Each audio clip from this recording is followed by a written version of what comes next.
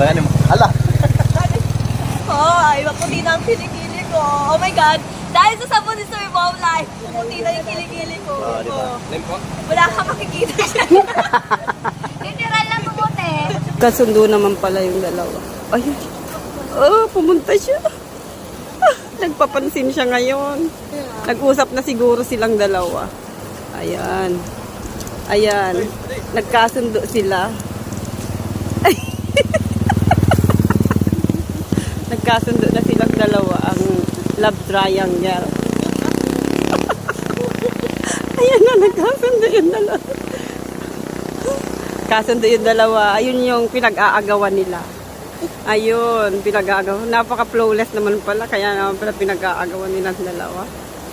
Ayun o. Bakit? Pangatara mo.